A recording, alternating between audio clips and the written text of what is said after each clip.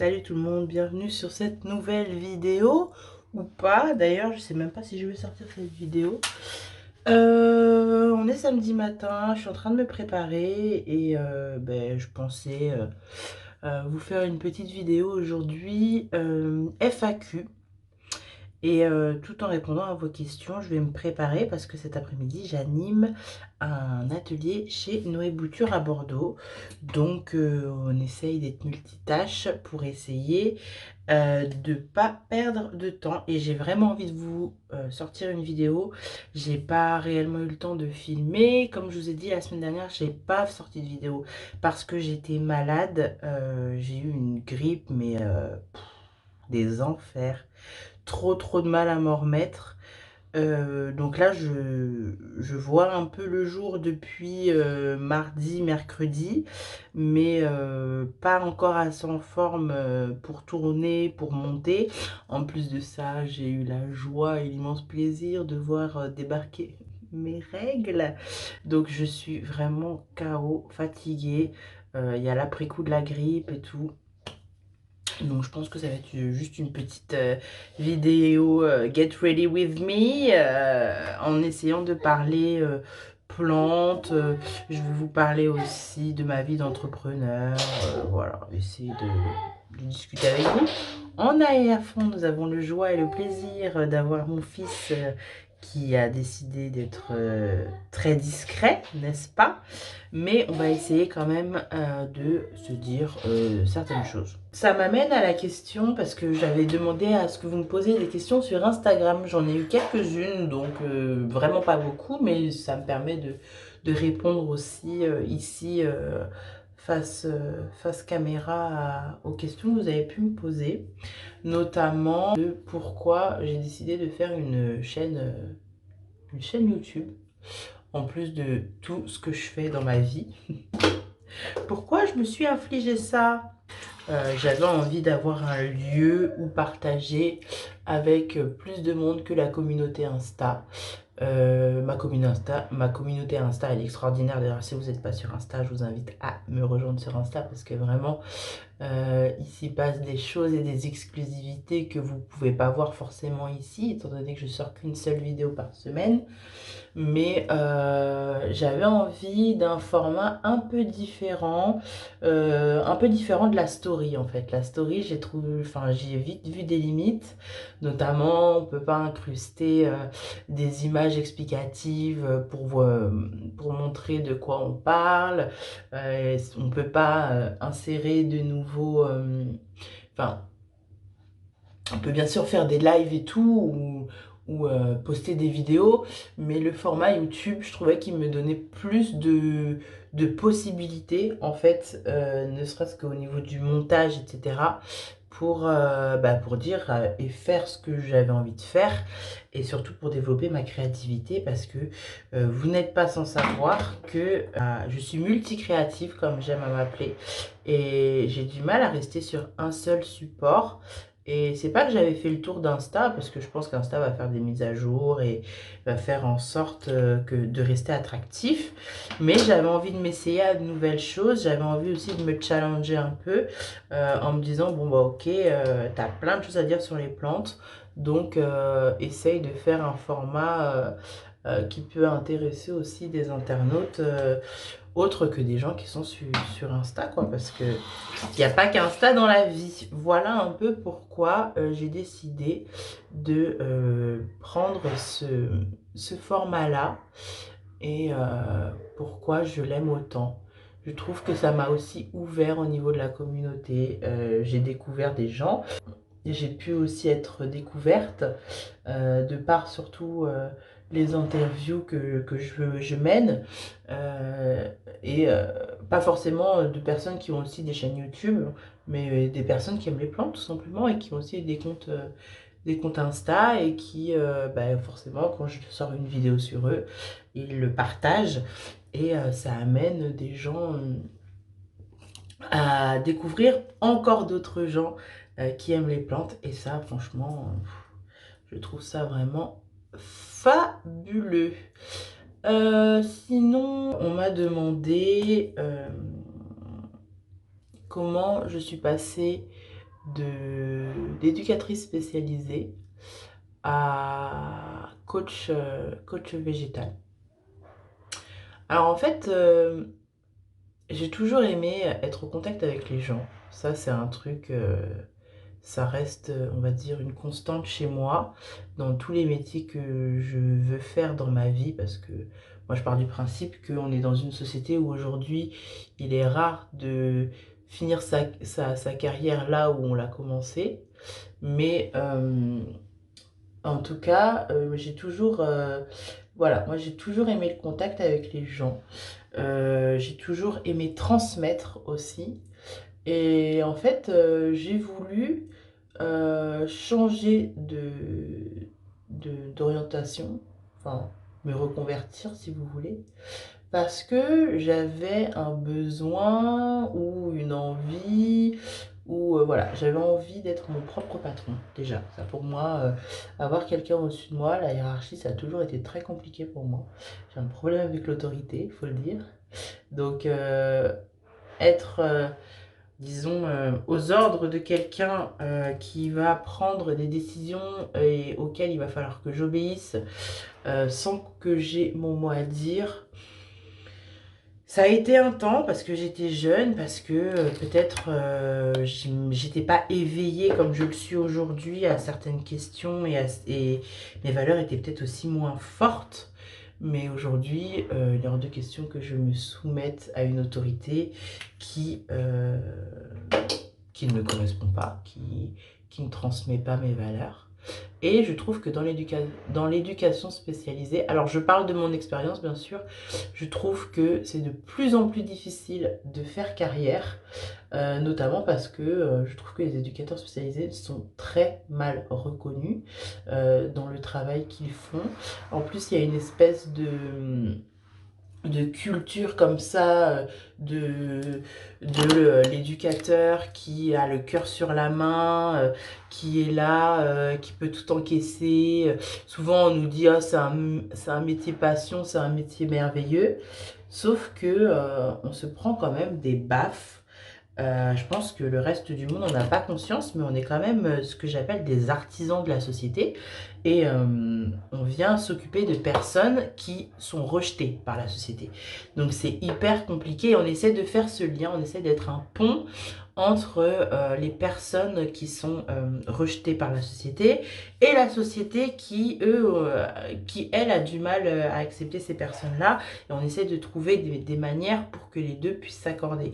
Donc c'est vrai que on est avec des gens qui sont cabossés, qui vont très très mal parfois, avec des gens qui sont perdus, qui sont en recherche de repères, en recherche ou même qui sont en opposition avec cette société-là.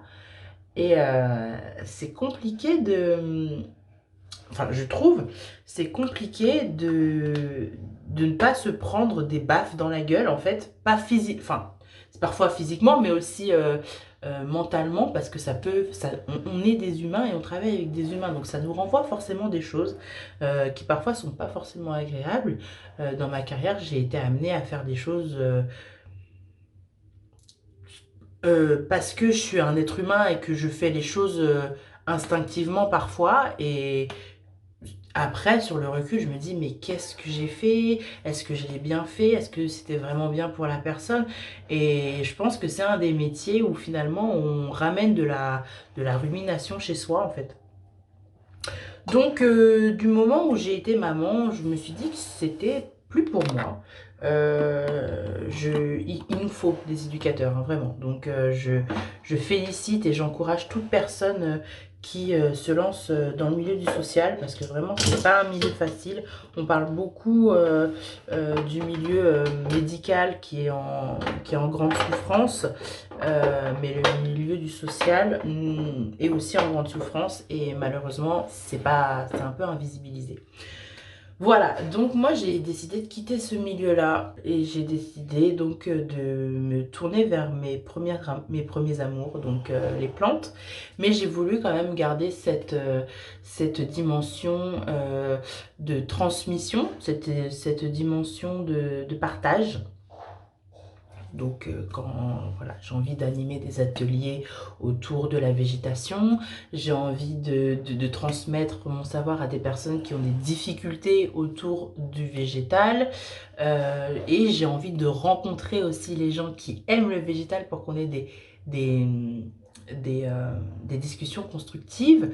Et finalement, ça pourrait s'apparenter, pour ceux qui sont dans le milieu du social, des groupes d'analyse de pratique. Je ne sais pas si ça parle à certains d'entre vous, mais quand on est éducateur, on a souvent des réunions pour justement prendre la température de l'équipe, parler des choses qui nous ont été compliquées, etc., des problèmes qu'on a rencontrés. Les autres sont là pour peut-être nous proposer des pistes de solutions, etc., par rapport à telle ou telle situation.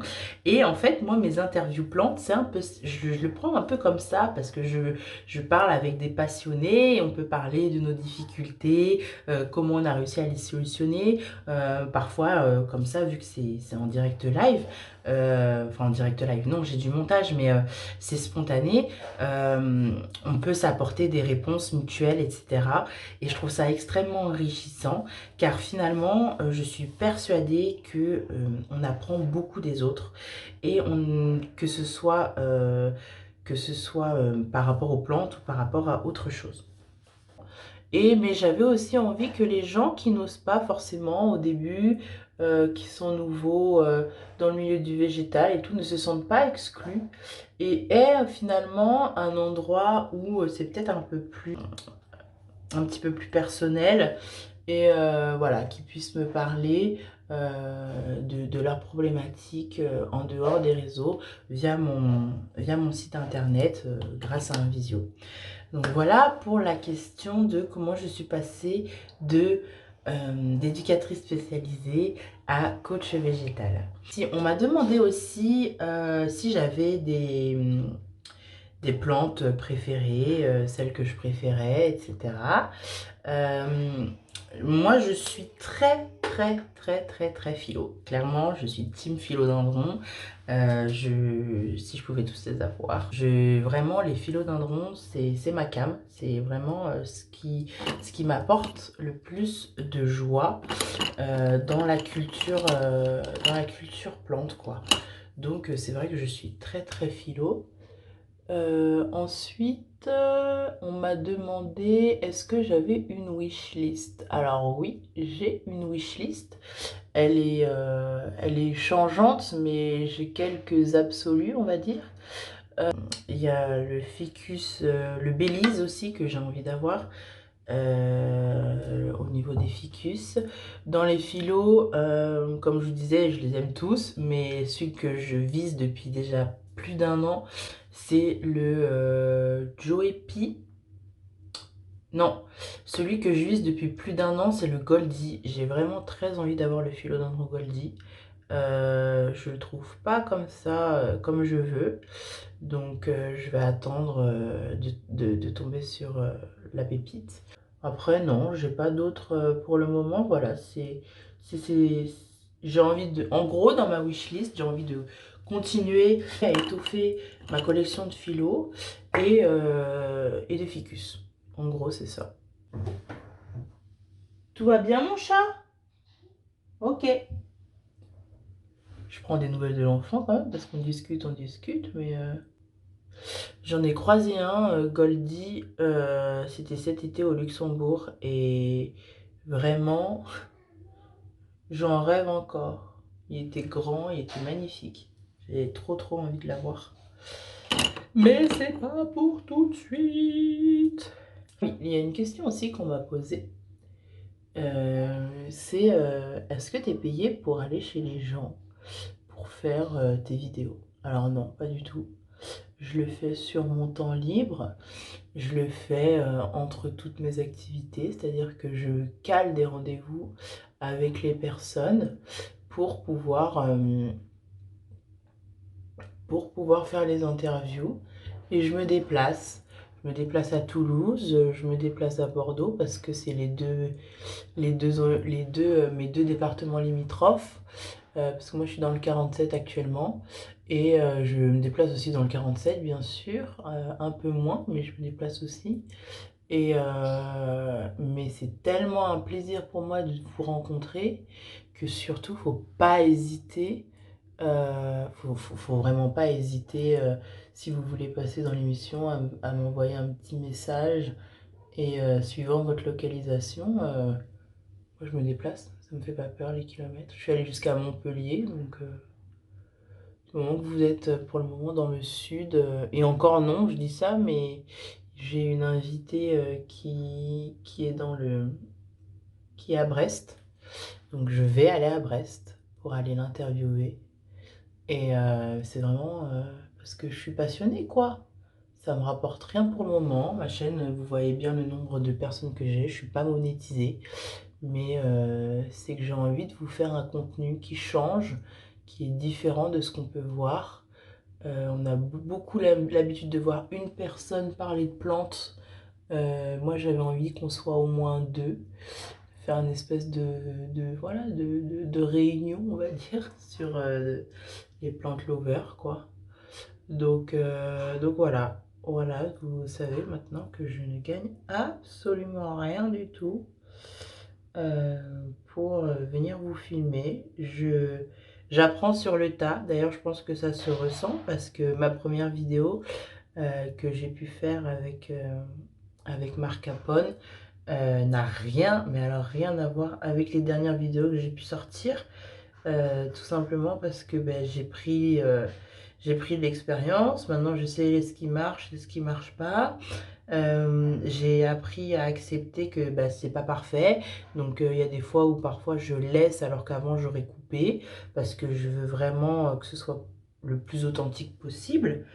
J'allais oublier, je viens de vérifier hein, là, vite fait. J'ai encore quelques questions auxquelles j'ai pas répondu. Quelle est ma plante rêvée? Donc je pense que c'est la Goldie, hein, clairement. J'ai vraiment envie d'avoir cette plante-là. C'est pas la plus rare du monde, c'est pas un philo super rare, mais c'est une plante où littéralement j'ai fait des rêves dessus. Je rêve encore de cette plante dans ce magasin qui me disait achète-moi, et moi qui me disais mais t'es au Luxembourg, faudra rentrer chez toi avec la valise et tout, ça va être compliqué. Mais clairement, ouais, le philodendron Goldie, je l'aurai un jour, je l'aurai. La plus compliquée. La plus compliquée que j'ai eue... Après, est-ce qu'on peut parler de... J'aime pas dire qu'une plante est compliquée. Une plante, on la comprend ou on la comprend pas, en fait. Moi, j'ai du mal à comprendre les alocasias. En fait, non, je suis pas patiente avec les alocasias parce que un courant d'air et ça y est, elles rapatrient toute leur sève et... J'aime beaucoup les voir chez les gens, mais alors chez moi, j'ai pas envie, en fait. Je préfère avoir des plantes que je comprends que des plantes que je ne comprends pas. Je pense que ça, c'est valable un peu pour tout le monde. Mais disons que la plus compliquée chez moi...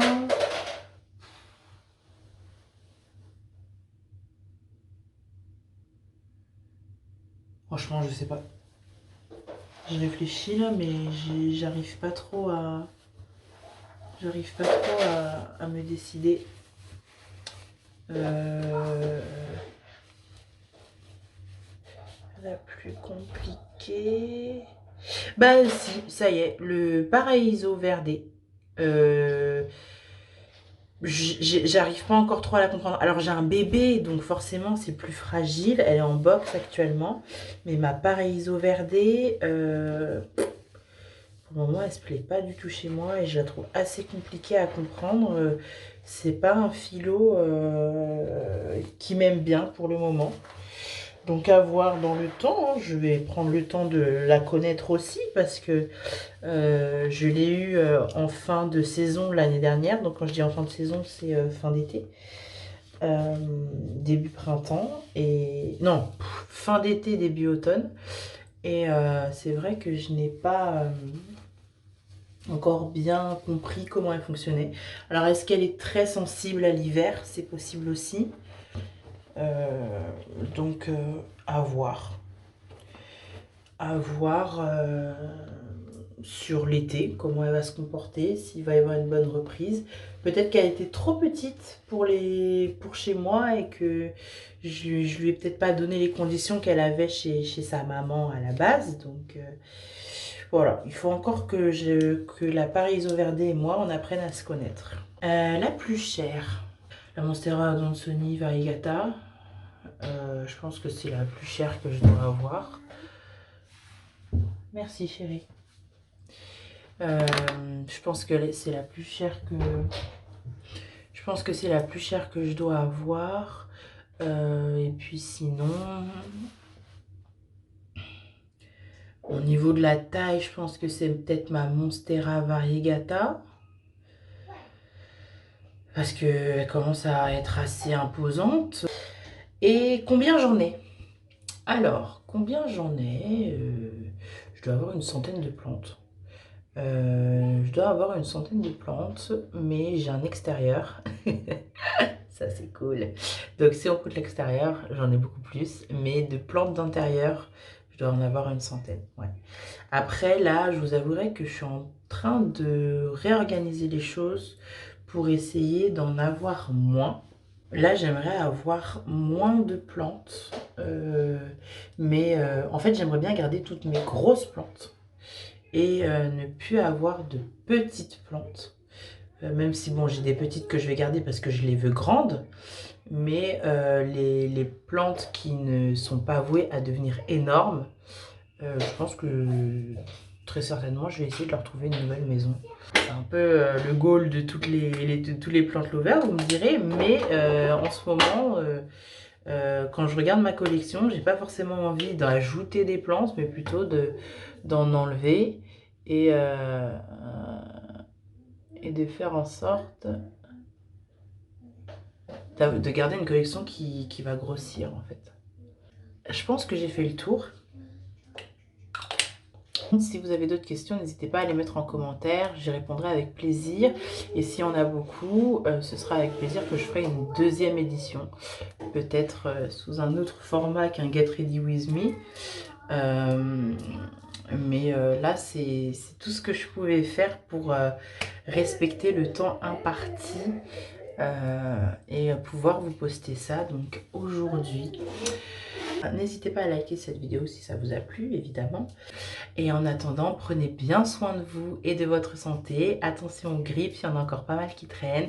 Je vous fais d'énormes bisous et je vous dis à samedi prochain pour la prochaine vidéo. N'hésitez pas à aller voir les autres vidéos si vous ne les avez pas encore vues et que vous me découvrez. Et pour les autres, je vous dis merci à tous et à toutes d'être là. Vraiment, c'est super chouette, même les retours et les discussions qu'on peut avoir ensemble. Vraiment, c'est super sympa. Et voilà, je vous refais des bisous parce qu'on n'en a jamais assez et je vous dis à la prochaine.